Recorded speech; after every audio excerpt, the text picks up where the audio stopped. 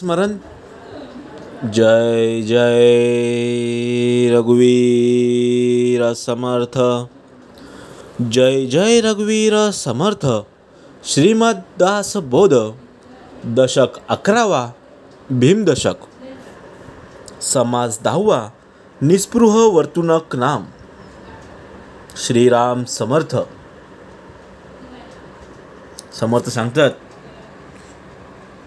दशक 11वा भीमदशक आणि त्यामधला समास 10वा निस्पृह वर्तणूक नाम. तर निस्पृह म्हणजे काय?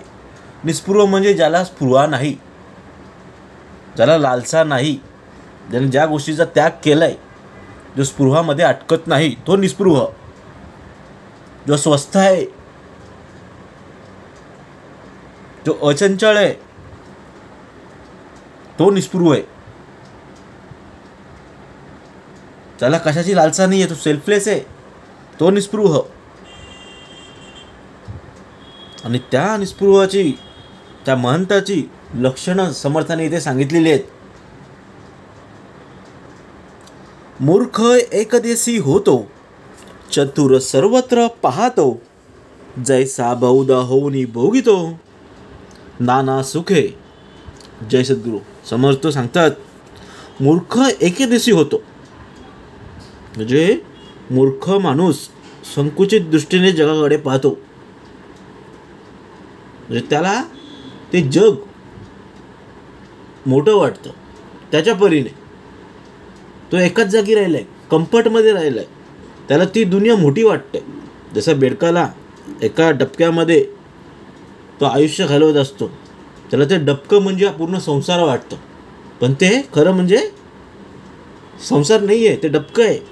त्याच्यातून बाहेर पडलं तर त्याला पूर्ण जग दिसेल. तशी आपली माणसांची वृत्ती आहे आणि तो संकुचित दृष्टीने पाहतोय आणि चतुर सर्वत्र पाहतो, जैसा बहुध होऊन भोगतो नाना सुखे. आता याचं उदाहरण आता आपण घ्यायचं आहे. आपला देह हा संकुचित वृत्तीचा आहे आणि अंतरात्मा हा चतुर आहे. आता याचं आपण उदाहरण पाहूया, दृष्टांत पाहूया. जसं रात्री आपल्याला झोपताना एक जर डास चावला तर आपलं काय होतं म्हणजे, जो आपला अंतरात्मा आहे तो स्वतः तो हात घेऊन त्या डास जवळ त्या डासाला मारेल.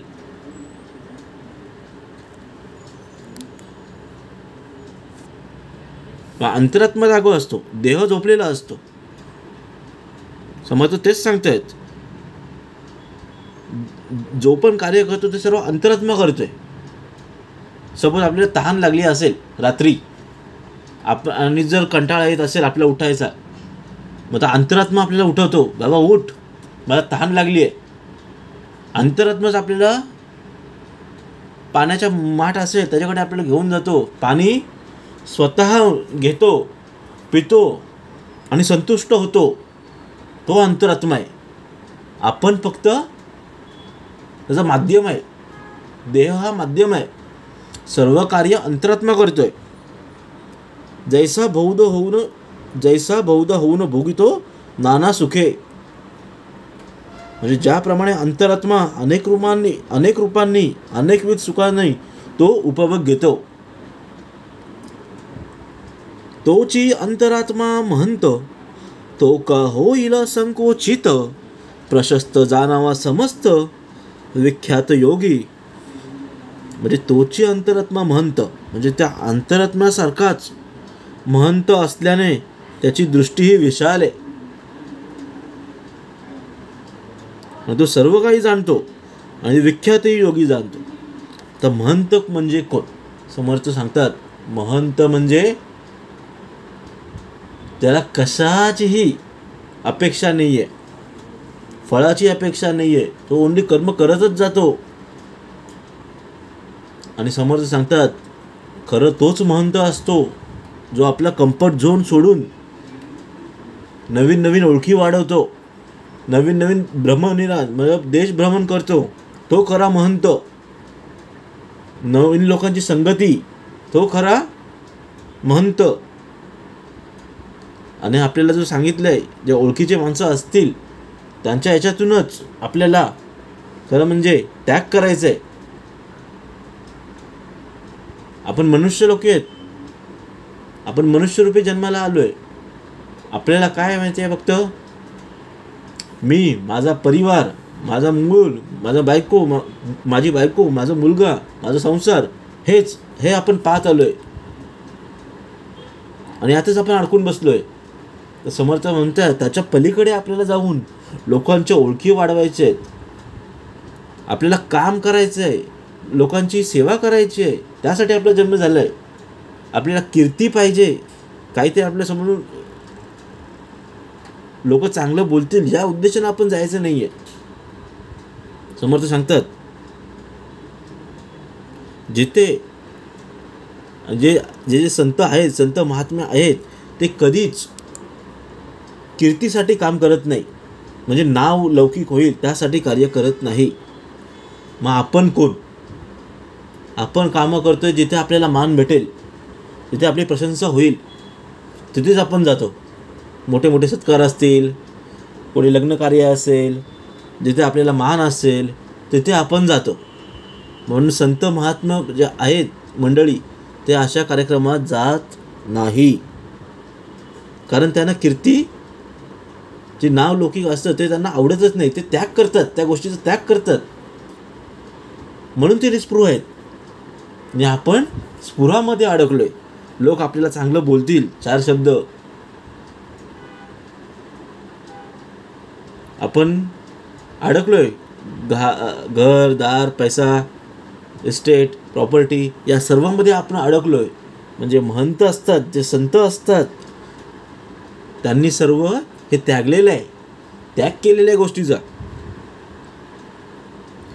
करता भोगता तत्वता, भूमंडळी सर्व सत्ता, त्या वेगळा त्या सज्ञाता, पाहेसा कवनू. समोर सांगतात, उदाहरण दिलेलं आहे समर्थांनी, एक देह आणि अंतरात्मा. तर देह हा फक्त माध्यम आहे, करता भोगता तत्वता हा सर्व अंतरात्मा आहे. तर दृष्टांत आहे, आपण कामावरून घरी आलो, जेवण करायचं असेल, जेवण करून घेणारा कोण आहे? तो अंतरात्माच आहे. जेवण झाल्यावर, जेवण करताना जो घास आपल्या जिभेवर ठेवतो तो पण अंतरात्माच आहे. विशिष्ट चव ओळखण्याचा जो संतुष्टपणा होतो तो पण अंतरात्माच आहे. आणि जेवून झाल्यावर जो पूर्णपणे संतुष्ट होतो तो पण अंतरात्माच आहे. सर्व कामं अंतरात्माच करतोय, फक्त आपण माध्यम आहे देहाचा, तिथे आपल्याकडून करून घेत आहेत. करता पण तोच, भोगता पण तोच. भोगता म्हणजे इथे समर्थ बोलतायत की तोच भोगतोय, म्हणजे तो संतुष्ट होतोय. आणि जो अंतरात्मा आहे त्याचीच त्या भूमंडळी सर्व सत्ता आहे. आणि त्या वेगळ्या तसं दाता पायसू कवनू, म्हणजे त्याचीच या पूर्ण भूमंडळावर सत्ता आहे. जो अंतरात्मा आहे, तो अंतरात्मा आपल्याला जाणायचा आहे, जो परब्रह्म जाणायचा आहे, त्याचीच सत्ता आहे. त्याला जाणणारा दुसरा कोणीच असू शकत नाही. तो स्वतःला जाणतो. ऐसे महंत असावे, सर्व सार शोधून घ्यावे, पावन जाता सापडावे एकाएकी. म्हणजे समज सांगतात, महंताने अशा अंतरात्म्याप्रमाणे असावे, जो स्वतःच जाणतो. सार शोधायचंय, समर्थ सांगतात, सार शोधून घ्यावे, पावन जाता सापडावे. तर महंत कधी होतील? तर समर्थ सांगितलंय, पहिला स्टेप आहे मनुष्य, दुसरं आहे महंत, तिसरं आहे महात्म्य महाराज, चौथं आहे संत, आणि पाचवं आहे देव. हे आपल्याला शिकवण दिलेली आहे. तर देवामध्ये कोण? विष्णू, श्री भगवान विष्णू, शिवशंकर, श्रीराम, हनुमान, श्रीकृष्ण, हे सर्व देवांचे अवतार आहेत. त्याच्यानंतर संत, महात्म्य. संत म्हणजे कोण? समर्थ रामदास, संत तुकाराम, संत नामदेव, संत ज्ञानेश्वर, हे सर्व संतांमध्ये आलेले आहेत. नंतर महात्म्य, महाराज, श्री छत्रपती शिवाजी महाराज, अनेक महात्म्य होऊन गेलेत. नंतर महंत, आणि नंतर मग मनुष्य. आपल्याला समर्थांनी मनुष्याकडून महंताकडे जायचं आहे. एक एक स्टेप आपल्याला वाढून दिलं. जीवनाची परीक्षा आहे. आपल्याला महंत व्हायचं आहे, महंताकडून हे करायचं आहे, महात्म्य व्हायचं आहे, संत व्हायचं आहे. म्हणून समर्थ सांगतात कोणत्याही गोष्टीत अडकून राहू नये. ऐसे महंत असावे, म्हणजे समर्थ सांगतात तुला त्यागता आला पाहिजे. कोणतीही गोष्ट असो, संसार असो, धनसंपत्ती असो, काहीही असो, तुला त्यागता आला पाहिजे, त्याग करता आला पाहिजे, तेव्हाच ते महंत लोक बनतात. समर्थ सांगतात विश्वाची माझे घर, हे विश्वाची माझे घर म्हणजे पूर्ण जग त्यांचंच आहे, हे माझं घर आहे. समर्थ सांगतात. पण आपली वृत्ती काय असतं? हे माझं घर, ही माझी बायको, माझी पोरं, माझे आई वडील, माझा संसार, एवढी माझी संपत्ती, हे सर्व माझं माझं, जेवढं आहे तेवढं माझं, ही आपली वृत्ती. संतांची वृत्ती काय आहे? हे विश्वाची माझी घर, जिथे जिथे जाईन ते सर्व हे आपलीच मंडळी आहेत, माझीच मंडळी आहेत. म्हणून समोर सांगतात कधी पण आपला कम्फर्ट झोन सोडून आपल्याला त्याचा पुढचा प्रवास करायचा आहे. 4 ओळखी आपल्याला वाढतील दिवसातून. भारत भ्रमण करायचं आहे. भारत भ्रमण करा, तेव्हा तुम्हाला महंती प्राप्त होईल. आणि आपल्याला प्रत्येक याच्यातून सार शोधून ग्रहण करायचं आहे.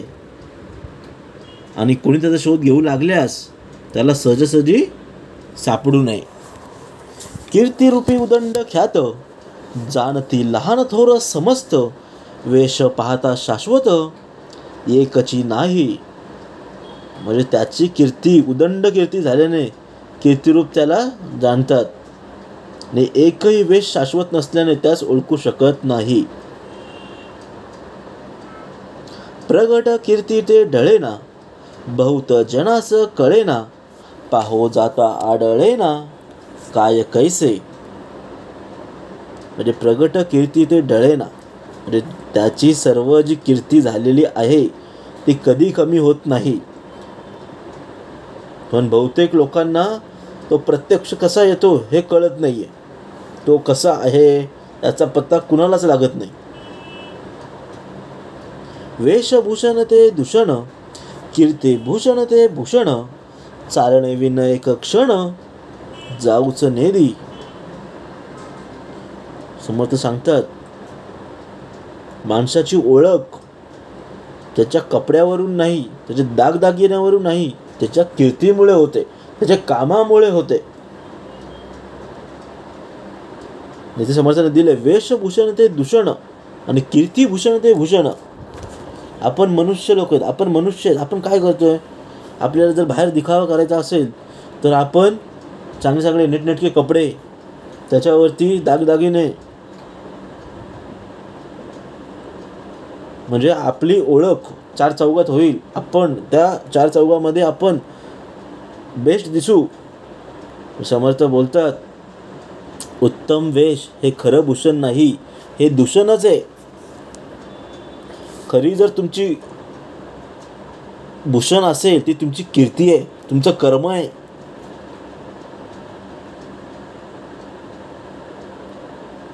आणि महंत हा मरणाशिवाय एक क्षणी जाऊ देत नाही. तो कोणताही टाईम, जो आपला वेळ असतो तो फुकट घालवत नाही, वाया घालवत नाही. तो लोकांची कामं करण्यासाठी, लोकांना मदत करण्यासाठी महंत असतात. आणि आपण उलट आहेत, आपण कोणाची मदत नाही करत. आपण आपलंच जे जे असेल ते आपलंच, माझं माझं भांतीचं ओझं.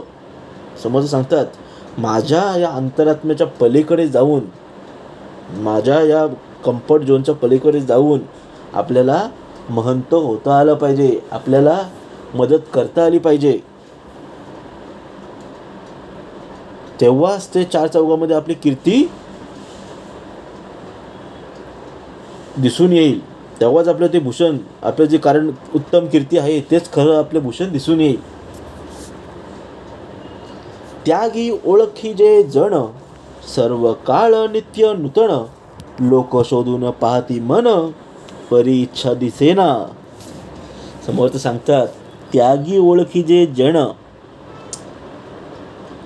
म्हणजे जुना ओळखीच्या, म्हणजे जुने लोक असतात त्यांच्या ओळखीच्या लोकांना सोडून तो नित्य नूतन लोकात मिसळतो. त्यांच्या मनात काय आहे ते अंदाज घेण्याचा प्रयत्न करतात, पण त्याला कुठलीही इच्छा वासना नसल्याने त्याला आढळून येत नाही. समोर सांगतात, मन त्याचे लक्षण आहे, तो आपल्या लोकांना त्यागतो. म्हणजे करत जे आपली लोक आपल्याला मानतात, ज्या आपण कुटुंबामध्ये राहतो, ज्या परिसरामध्ये आपण राहतो, जी चार चौघं आपल्याला ओळखतात, तीच खरं आपल्याला घातकी असतात, जी आपल्याला तिरस्कार करत असतात. समर्थ सांगतात, जे उत्तम महंत असतात ते हे सर्व त्यागतात, चार नवीन ओळखी वाढवतात आणि त्यामध्ये त्यांच्या मनात काय चाललंय हे अंदाज घेण्याचे लोक प्रयत्न करतात. पण त्याला कुठलीही इच्छा वासना असल्याने त्याला काही आढळून येत नाही. पुरते कोणाकडे पाहेना, पुरते कोणाशी बोलेना, पुरते एकस्थळी राहेना, उठून जातो. म्हणजे तो कुणाकडे पाहत नाही, कुणाशी पुरते बोलत नाही, दीर्घकाळ एका ठिकाणी राहत नाही, तिथून उठून निघून जातो. तो खरा महंत. तो या झोनमध्ये अडकतच नाही, तो या विळख्यात अडकतच नाही.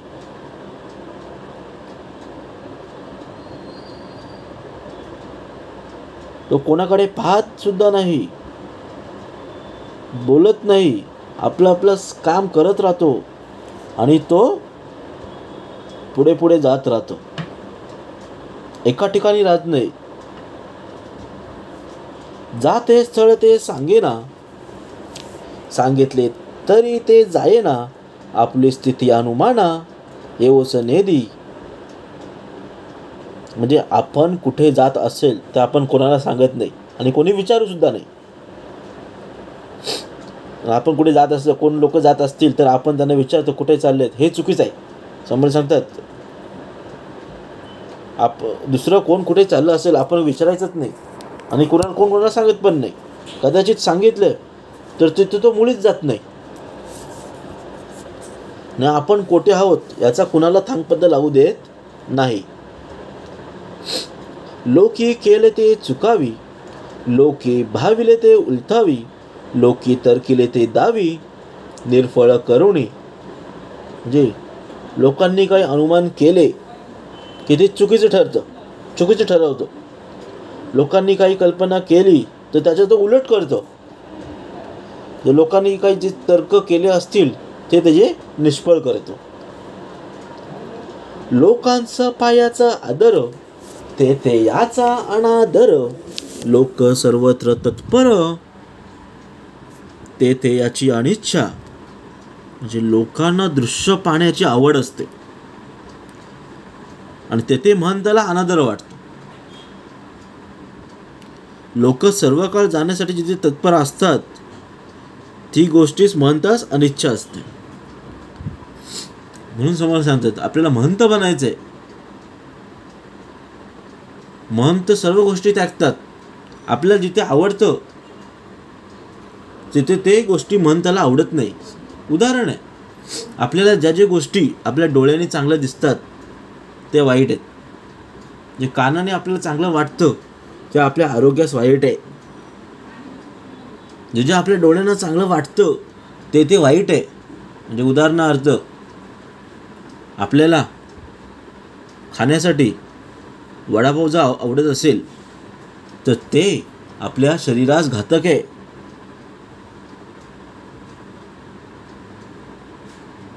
म्हणून समोर सांगतात आपल्याला जे जे काही आवडतंय, जे जे दृष्टीने दिसते ते ते आपल्यासाठी घातक आहे, पण महंत या गोष्टीमध्ये अडकत नाही. ते परब्रह्माचा प्रसाद म्हणून ग्रहण करतात आणि निघून जातात. त्यांना माहिती आहे साखर गोड आहे, कारलं कडू आहे, पण ते प्रसाद म्हणून खातात आणि तसंच ते ग्रहण करून निघून जातात.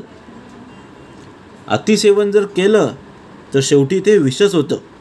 म्हणून ते कोणतीही गोष्ट असो, जास्त जेवण झालं तर ते सुद्धा विषच राहतं. अहंकार आला तरी सुद्धा ती विषच आहे. जास्त पैसा आला तरी अहंकार वाढतो, शेवटी ते विषच आहे. म्हणून समर्थ सांगतात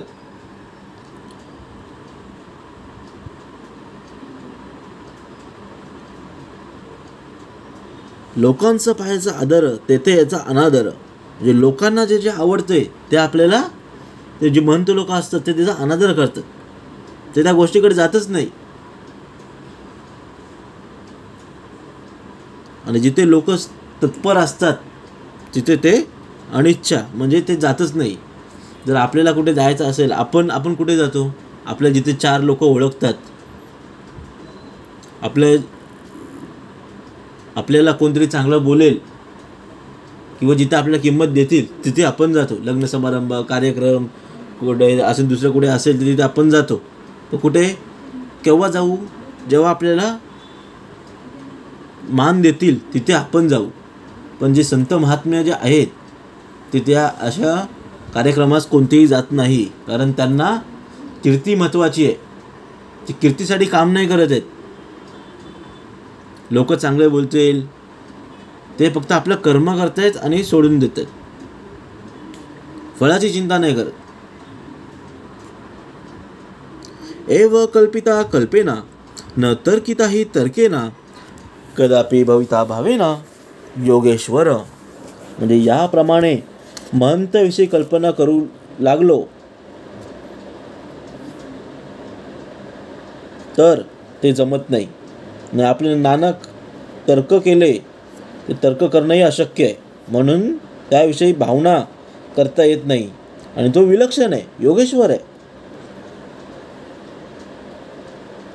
ऐसा अंतर सापडेना शरीर ठाई पडेना क्षणैक विशंभेना कथा कीर्तन. म्हणजे महंताच्या अंतरंगात काय चाललंय हेही लोकांना कळून येत नाही आणि शरीरांना गाठ पडणंही कठीण जाते. मात्र महंत कथा कीर्तनही क्षणभर खंड पडू देत नाही.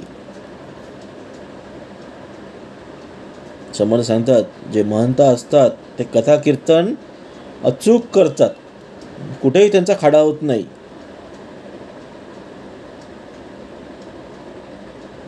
आपल्या इथे जर कधी सप्ताह असेल, जर भजन कीर्तन असेल तर काय होतं, सप्ताह असतो आपल्या गावात, 7 दिवसाचा सप्ताह. आपण काय करणार? 1 दिवस जाणार, 2 दिवस सुट्टी, परत 3ऱ्या दिवशी जाणार, 4थ्या दिवस सुट्टी, 5व्या दिवस जाणार, 6व्या दिवस सुट्टी, 7व्या दिवस जाणार, 7 दिवसातून 3 दिवस जाणार, 4 दिवस सुट्टी. पण तिथे जे असतात हजेरीवर जे असतात ते विचारतात का तुम्ही का नाही आलात? मग ते सांगतात आमच्याकडे पाहुणे आले होते म्हणून नाही आला, आम्ही संसारामध्ये दुसरी कामं होती म्हणून नाही आलो. पण महंत बोलतात, महंत असं कधी अडकत नाही या गोष्टीमध्ये. आपली जी कामं आहेत ती कामं केलीच पाहिजेत, भजन कीर्तन केलीच पाहिजेत. म्हणून हे आपल्या मनुष्यामध्ये आणि महंतामध्ये फरक आहे. जे जे आपल्या गोष्टीला आपल्याला आवडत नाही ते त्यांना आवडतात आणि जे त्यांना आवडतात ते आपल्याला आवडत नाहीये.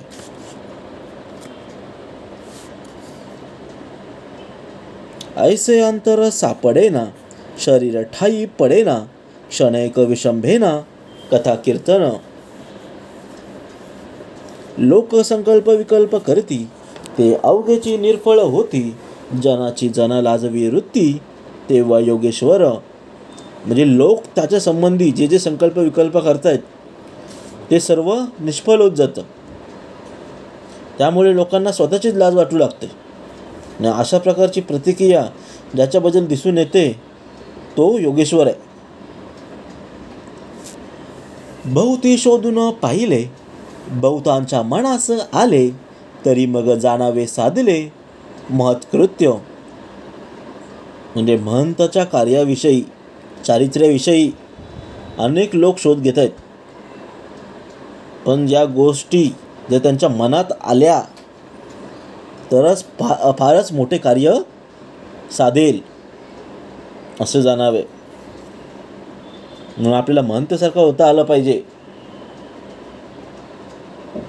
आपल्याला प्रत्येक गोष्टीचा त्याग करता आला पाहिजे.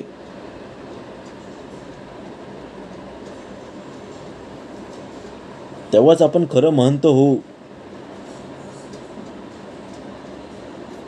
अखंड एक सेवावा, अभ्यासाचे करीत जावा, काळ सार्थकाचे करावा जनासहित. मग सांगतात महंताने अखंड एकांत करावा, सतत अभ्यास करत जावे, सतत अभ्यास करत जावे. आणि जो वेळ आहे तो आपला काळ सार्थकाची लावायचा आहे. स्वहित चोकांचा वेळ सार्थकी लावायचा आहे. उत्तम गुण तितुके घ्यावे, घेऊन जनास शिकवावे, उदंड समुदाय करावे परिगुप्त रूपे. समर्थ सांगतात जेवढं तुम्ही अभ्यास कराल, जे जे काही तुम्ही शिकाल, जे जे तुम्ही उत्तम गुण घ्याल ते ते दुसऱ्यांना शिकवावे. समर्थ सांगतात जे जे समर्थ सांगतात जे जे तुम्हाला माहिती आहे ते ते इतरांचे शिकवावे, शहाणे करून सोडवावे सकळ जण. म्हणजे तुम्हाला जे जे काही माहीत असतील उत्तम गुण ते दुसऱ्यांस तुम्ही शेअर करा, सांगा, शहाणं करा. समोर शहाणं करा म्हणजे काय?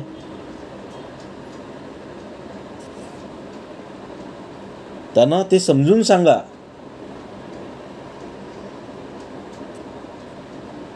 तेव्हाच सकळ जन जे लोक आहेत ते तुमच्याविषयी चांगलं बोलतील आणि तेव्हा तुमची कीर्ती उदंड होईल, भूषण होईल. तेव्हाच तुमचा अखंड लोकसंग्रह करीत असतील ते सर्व गुप्तपणे करायचं आहे. तुम्हाला जे काही उत्तम गुण संपादन करायचे आहेत आणि ते लोकांना शिकवायला लागेल, शिकवावे. अखंड लोक संग्रह करीत असावे. अखंड कामाची लगबग, उपासनेसे लावावे जग, लोक समजून मग आज्ञा इच्छिती. म्हणजे अखंड कामाची घाईगर्दी सुरू झाली की अनेक लोकांना त्यांना भगवंताची उपासना करण्यास प्रेरणा द्यावी. म्हणजे काय होईल, त्याची तळमळ पाहून लोक आज्ञेची इच्छा करू लागतील आणि तेव्हाच ते स्वतःच सेवक मानू लागतील. आधी कष्ट मग फळ, कष्टची नाही ते निर्फळ, साक्षी विन केवळ वृथापृष्ट. समर्थ सांगतात कोणतीही गोष्ट करण्यासाठी, कोणताही गोल अचीव करण्यासाठी त्याशिवाय त्याच्यासाठी कष्ट हे इम्पॉर्टंट आहे. काम महत्त्वाचं आहे. आधी कष्ट मग फळ. जर तुम्ही फळाची जर इच्छा पाहिजे असेल तर तुम्हाला तर पहिलं ते काम करावंच लागेल. जर तुम्ही आंब्याची जर कोय लावली तर तुम्हाला आंबा नक्कीच मिळणार, पण त्याच्यासाठी पण तुम्हाला 4 ते 5 वर्ष त्याची सेवा करावी लागेल, तेव्हाच तुम्हाला ते भरभराट देईल. म्हणून समर्थ सांगतात आधी कष्ट मग फळ, कष्टाची नाही ते निर्फळ.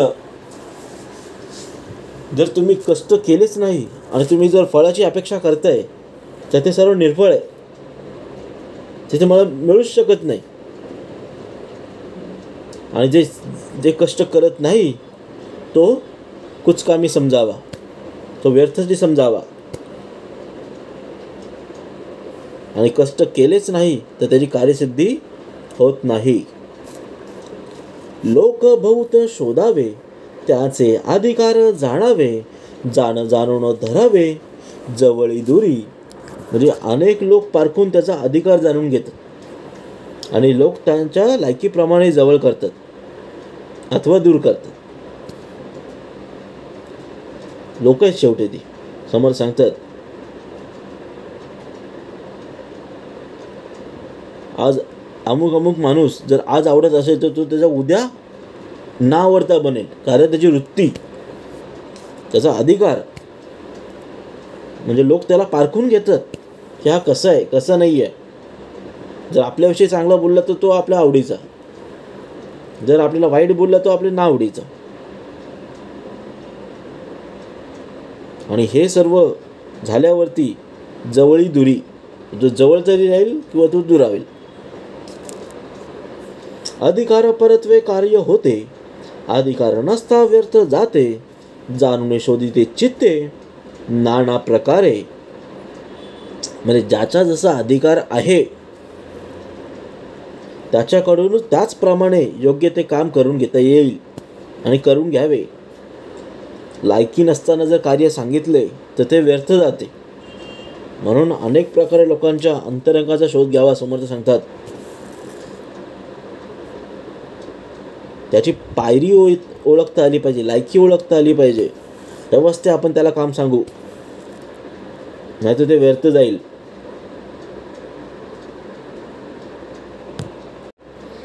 अधिकार पाहून कार्य सांगणे, साक्षेप पाहून विश्वास धरणे, आपला मगज राखणे काहीतरी. म्हणजे ज्याचा त्याचा अधिकार पाहून त्यास अनुसरून त्यास कार्य सांगणे आणि त्याची काम करण्याची कुवत पाहून त्याच्यावर विश्वास ठेवणे समर्थ सांगतात. आणि काही झाले तरी आपले महत्त्व कायम ठेवायचे. हे प्रचितीचे बोलिले, आधी केले मग सांगितले, मानेल तरी पाहिजे घेतले कोणी एक. समर्थ सांगतात हे प्रचितीचे बोलणे आहेत. आधी केले नंतर सांगितलंय. समर्थ सांगतात आधी आम्ही केलेले आहे नंतर आम्ही सांगतोय. हे बोलणे अनुभवाचे आहेत. आधी स्वतः त्यांनी केलेले आहेत आणि मग लोकांना सांगितलेले आहेत. समर्थ बोलतात हे माझे म्हणणे ज्याला पटत असेल त्याने यापासून बोध घ्यावा. महंत करावे, युक्ती बुद्धीने भरावे, जाणे ते करून विखरावे नाना देसी. समर्थ सांगतात महंत करावे. एक दृष्टांत आहे. एकदा समर्थ रामदास आणि कल्याण स्वामी भिक्षा मागण्यासाठी एका गावात जातात. समर्थ सांगतात कल्याणा जा या गावातून भिक्षा घेऊन ये. कल्याण स्वामी जातात, प्रत्येक गावामध्ये जातात, प्रत्येक घराच्या इथे जातात, भिक्षान देही. पण त्या गावामध्ये भिक्षा मिळत नाही.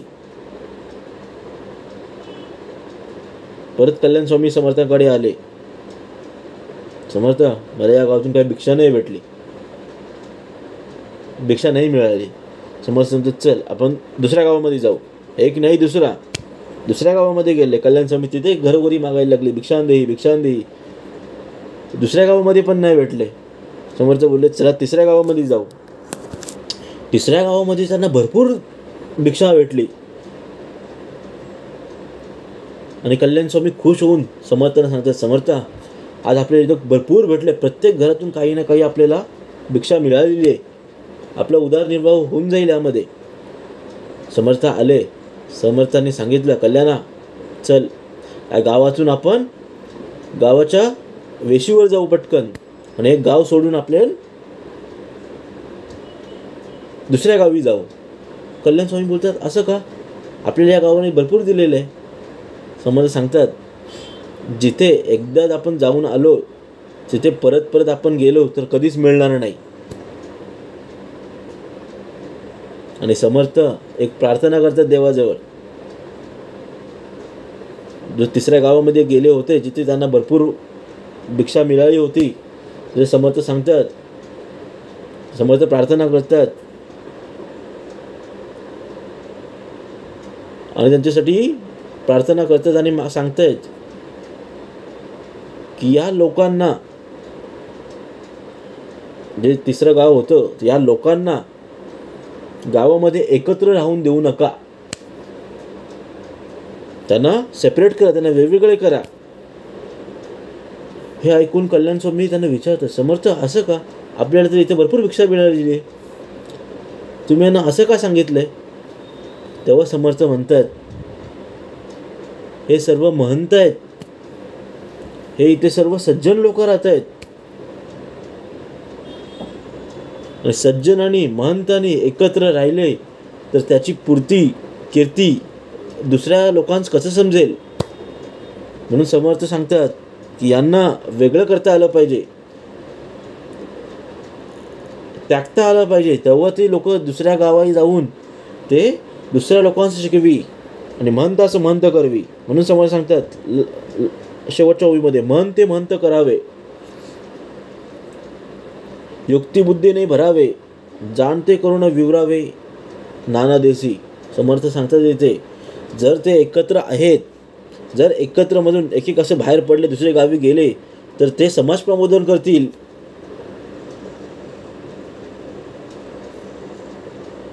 आणि त्यांना चांगली शिकवण देतील. हा समर्थाचा उद्देश होता.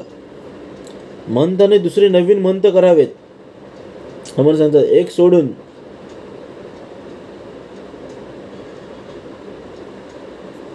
महंताने दुसरी महंत करावेत, म्हणजे स्वतःचं कार्य करून दुसऱ्यांना मदत करता येईल असं कार्य करायचं आहे. त्यांना समाज प्रबोधन करायचं आहे, त्यांना युक्ती आणि बुद्धीने शहाणे करायचं आहे, त्यांना ज्ञान संपन्न करून देशाच्या निरनिराळ्या भागात पाठवायचं आहे. तेव्हाच ते खरंच प्राप्त होईल.